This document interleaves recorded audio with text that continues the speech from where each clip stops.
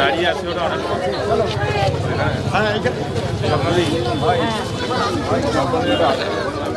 আমাদের সহনাগরিকদের সহযোদ্ধাদের অনেক অভিনন্দন এই লড়াইয়ে এইভাবে থাকার জন্য। এবং এখানে খুব বেশি কথা বলার এখন সুযোগ নেই, খুব বেশি কথা বলার এটা পরিসর নয়। খালি আমি দুটো কথা বলছি। প্রথম কথা হচ্ছে যে এই শ্রমজীবী ক্যান্টিন বা এই যে ক্যান্টিন এখন চলছে, এটা একটা সাময়িক একটা ব্যবস্থা, এটা কোনো চিরকালীন ব্যবস্থা নয়, হতে পারে না। তার কারণটা হচ্ছে যে মানুষেরা যাদের এখানে ঘর ভেঙে দেওয়া হয়েছে, বাড়ি ভেঙে দেওয়া হয়েছে এবং দোকান ভেঙে দেওয়া হয়েছে স্টেশন থেকে, তারা কোনো সাহায্য চাননি, তারা কারোর কোনো দয়া চাননি, করুণা চাননি। আর এটা কোনো দয়া করুণা নয়ও।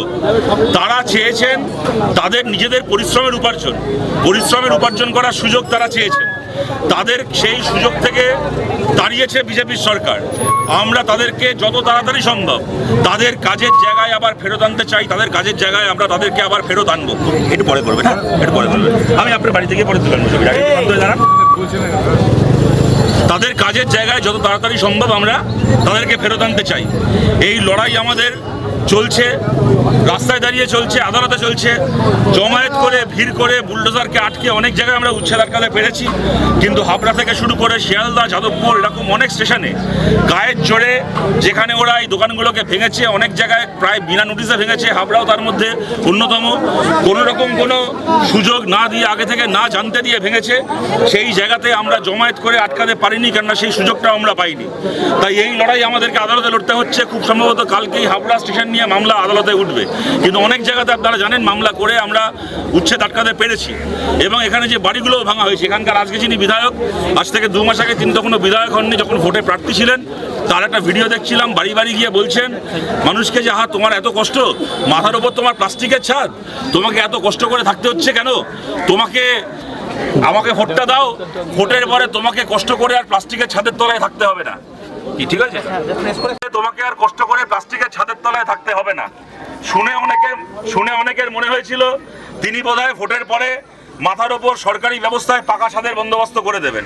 কিন্তু উনি আসলে বলতে চেয়েছিলেন যে ভোটের পরে তোমায় প্লাস্টিকের ছাদের তলায় থাকতে হবে না, কারণ ভোটের পরে তোমার মাথার এই প্লাস্টিকের ছাদটুকু আমি আর অবশিষ্ট রাখবো না। এবং তাই করেছেন, বুলডোজার দিয়ে সেই ঘরগুলোকে ভেঙে দিয়েছেন। আবার স্লোগান দিয়েছিল ভোটের আগে, জন্ম যদি পদ্ম ফুলে, কি জন্ম যদি হিন্দু কুলে, ভোট দাও পদ্ম ফুলে। সমস্ত হিন্দু মানুষ আমাদের বন্ধু, আমাদের ভাই, যদি হিন্দু হয়ে থাকো পদ্ম ফুলে ভোট দাও। আর ভোটের পরে আমরা দেখলাম জন্ম তোমার যতই হিন্দু কুলে, ভোটের পরে তোমায় যাবো ভুলে। ভোটের আগে যিনি ছিলেন হিন্দু, ভোটের পরে তিনি হয়ে গেলেন বেআইনি দখলদার।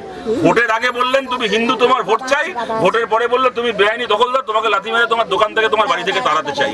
এই ওদের রাজনীতি। আমরা জানি ওদের কাছে হিন্দু মানে আসলে 2জন হিন্দু আছে ভারতে, আদানি আর আম্বানি। বাকি আর কোনো হিন্দু ওদের কাছে হিন্দু নয়। ওরা খালি 2 হিন্দুকে চেনে। আর এই স্টেশনগুলোকেও আদানি আম্বানির নামে বড় বড় মল বানিয়ে, বড় বড় মার্কেট বানিয়ে স্টেশনগুলোকে, স্টেশন চত্বরগুলোকে তুলে দিতে চায়। এখানে আমাদের পরিষ্কার কথা হচ্ছে, পরিষ্কার বক্তব্য হচ্ছে, স্টেশনে যদি রেলকে যদি টেন্ডার ডেকে, রেলকে যদি স্টেশনের মধ্যে দোকান কাউকে অ্যালট করতে হয়, তাহলে ইচ্ছে মতো আমার পছন্দ হলো আদানিকে দেব, আমার পছন্দ হলো আম্বানিকে দেব, এরকম ভাবে অ্যালট করা যাবে না। সঠিকভাবে টেন্ডার ডেকে রেলের প্ল্যাটফর্মের মধ্যে দোকানের জন্য জায়গা অ্যালট করতে হবে। এবং সেই টেন্ডার জমা দেওয়ার অধিকার শুধুমাত্র আদানি আম্বানিদের থাকবে না।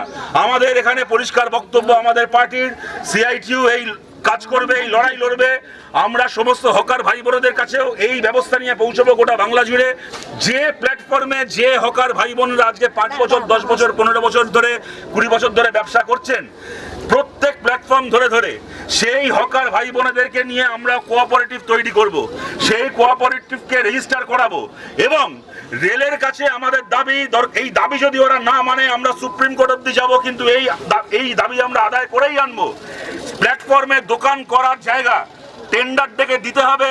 এবং সেখানে প্ল্যাটফর্মে আমাদের হকার ভাই বোনেদের কোঅপারেটিভ, তারা টেন্ডার জমা দেবে, তারা টেন্ডার কল করবে। এবং আমরা জানি যদি হকার ভাই বোনেরা কোঅপারেটিভ করে প্ল্যাটফর্মে দোকান করার জন্য টেন্ডার জমা দেয়, তাহলে রেল বাধ্য এই হকার ভাই বোনেদেরকে পার্মানেন্ট মার্কেট করে এখানে দোকানের ব্যবস্থা করে দিতে আদানি আম্বানি পারবে না আমাদের হকার ভাই বোনেদের সঙ্গে লড়াইয়ে, কারণ ওরা মুনাফাখোরি করে। আদানি আম্বানি যে দামে জিনিস বিক্রি করে, ওরা এই সব করার জন্য বিজেপিকে যত টাকার ইলেকট্রাল বন্ড দেয়, তাতে ওরা কখনো ওই কম টাকায় টেন্ডার দিতে পারবে না, সেই জিনিস বিক্রি করতে পারবে না যা আমাদের হকার ভাই বোনেরা পারবে। সুতরাং ওই লড়াই আদানি আম্বানির সঙ্গে ওই লড়াই আমরা লড়বো হকার কোঅপারেটিভ তৈরি করে, এবং ওই হকার কোঅপারেটিভ আদানি আম্বানিকে হারিয়ে এই লড়াই জিতবে। স্টেশনে স্টেশনে আমি কদিন আগে একটা স্টেশনের খবর পড়ছিলাম, খুব সম্ভবত ক্যানিং স্টেশনে একটা বাচ্চাকে কিডন্যাপ করা হচ্ছিল। বারুইপুরে ঘটনা আপনারা সবাই জানেন, তার দুদিনের মধ্যে বাচ্চাকে কিডন্যাপ করে নিয়ে যাওয়া হচ্ছিল। স্টেশনের হকার ভাই বোনেরা ছিলেন বলে তারা ব্যাপারটাকে বুঝতে পেরে সে কিডন্যাপারদের হাত থেকে বাচ্চাটাকে উদ্ধার করেছে, কিডন্যাপারদেরকে পুলিশের কাছে তুলে দিয়েছে। আজ পর্যন্ত এই হাবড়া থেকে কত মানুষ এখানে ট্রেন ধরে, কেউ বারাসাতে, কেউ হয়তো দমদমে নেবে, কলকাতার কোনো জায়গায় কাজ করতে যায়, ব্যবসা করতে যায়, চাকরি করে ফেরে, কেউ কলেজে পড়িয়ে ফেরে, কেউ কলেজ থেকে পড়ে ফেরে। কোনো মেয়েকে আজকে একটা কলেজে পড়া মেয়ে, কোনো হাবড়ার কোনো মেয়ে হয়তো কলকাতার একটা কলেজে পড়ে কি দমদমের কোনো কলেজে পড়ে, রাত্রিবেলা সে হয়তো টিউশনি সেরে 10টা সাড়ে 10টার সময় 11টার সময় ট্রেন ধরে প্ল্যাটফর্মে নামে। সে নিশ্চিন্তে লাস্ট ট্রেন ধরে প্ল্যাটফর্মে নামতে পারে, এখান থেকে বেরিয়ে এখান থেকে টোটো ধরে রিক্সা ধরে বাড়ি ফিরতে পারে, কেননা এখানে হকার ভাই বোনেরা থাকে বলে স্টেশনগুলো অনেক নিরাপদ আছে, আশপাশের পরিবেশ অনেক নিরাপদ আছে। একটা মেয়েও রাত্রিবেলা একা যাতায়াত করতে পারে নির্দ্বিধায় নির্ভয়ে, চুরি ছিনতাইয়ের ভয় থাকে না, অন্যান্য পাঁচটা ভয় থাকে না, কারণ এই হকার দাদা দিদিরা আছে, ভাই বোনেরা আছে বলে আমরা জানি যে এখানে মানুষ রয়েছে, আমার কোনো বিপদে আপদে সবার আগে তারা এগিয়ে আসবে, অপরাধীরা আমাকে ছুতে পারবে না। সুতরাং এই যে বুলডোজার রাজ চলছে পশ্চিমবাংলায়, এই বুলডোজার রাজকে চলতে দেওয়া যাবে না। আমরা হকারদের দোকানকে বাঁচানোর লড়াই, এবং এটা কোনো মানে একটা টেম্পোরারি লড়াই নয়, দুদিনের কোনো সমাধান নয়, স্থায়ী সমাধানের জন্য আদালতের যা লড়াই করে উচ্ছেদ আটকানো তা তো আমরা আমরা আটকাবই, কিন্তু স্থায়ী লড়াই করে হকার কোঅপারেটিভ তৈরি করা, যাতে কালকে সরকার পাল্টাবে, আজকে এই সরকার আছে, কালকে অন্য কোনো সরকার আসতে পারে, কিন্তু কোনোদিন যেন আর কোনো সরকার, কোনো রেল পুলিশ, কোনো রেলমন্ত্রী আঙুল তুলে হকারদেরকে উঠতে না বলতে পারে, তার জন্য হকার কোঅপারেটিভ গড়ে এই বিকল্প মডেল আমরা চালু করতে চাই। এই লড়াই আপনারা সবাই আমাদের পাশে থাকুন, এই আবেদন থাকলো আমাদের। এই লড়াই আমরা আছি, এই লড়াই থেকে আমরা সরছি না।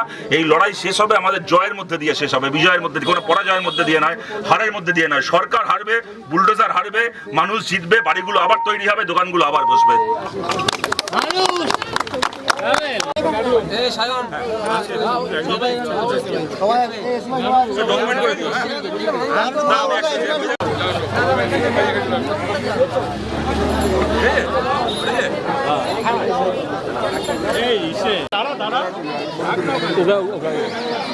দেখি